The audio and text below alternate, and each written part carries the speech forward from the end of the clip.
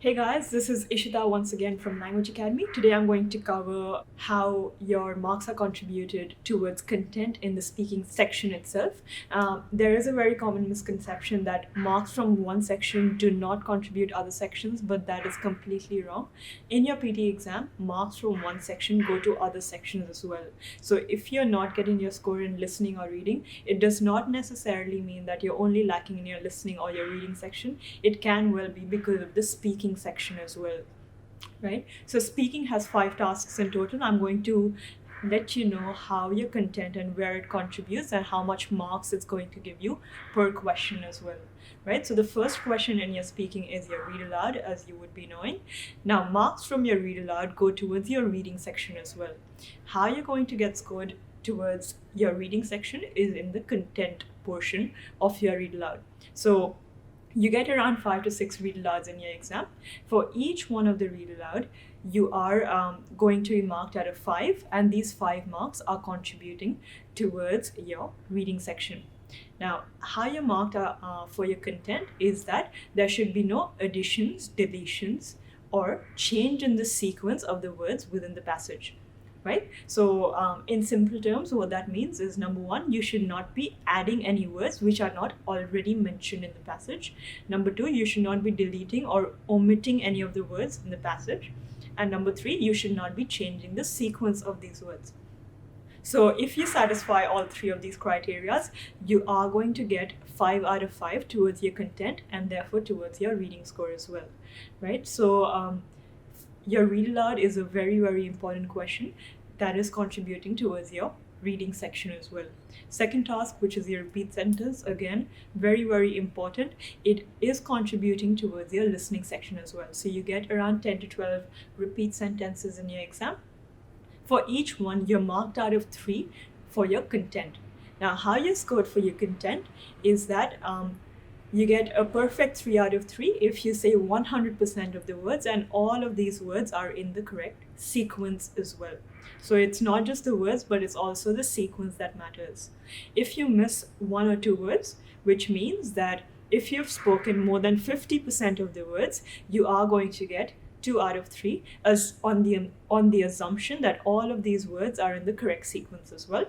You get 1 out of 3 if you say more than 25% of the words, and once again, all of these words are in the correct sequence. Right? So repeat sentence, again, one of the most important questions both towards your speaking as well as your listening section. So please make sure, in case you're lacking in your listening section, repeat sentence can be one of the very likely reasons why. Third task is your describe image. Describe image is an important question towards your speaking section. You get around 5 to 6 describe images in your exam. Each one of these images are going to contribute 5 marks towards your content score. Your content score in describe image is going to contribute only towards your speaking section. So it is not going to any other sections in your examination. Right? So how you're marked for content for this task is that you need to mention keywords that are mentioned in the image. So what those keywords can include is, number one, it could be the heading, it could be numbers, elements that are mentioned in the image as well. It could be colors, it could be a source of comparison, which would be maximum, minimum if it's a graph or a pie chart. So these are very important keywords that should be mentioned in your describe image in order for you to get your score towards your content part of this task. Right? Second last task of your speaking module is retell lecture. Again, it is an important portion towards your listening section. So you get around 2 to 3 retell lectures in your examination. Each one of them is going to contribute 5 marks towards your content, which goes towards your listening score. How you're getting marked for your content in this task is that you need to mention keywords that the speaker is saying. So you do not need to change or you do not need to paraphrase these keywords. You just need to say the keywords exactly as it is, right? So some examples of keywords in this task would be any proper nouns that the speaker has mentioned. So any names of people, places, organizations, or events as well, very important. You should definitely be mentioning that to enhance your score in content. Second is any years, dates, or numbers that you hear, or any words related to the main topic, right? So let's say The main topic is dowry. So the words related to dowry would be wedding, marriage, husband, bride. So all of these are very important keywords towards your main topic. Right. Last task is answer short question.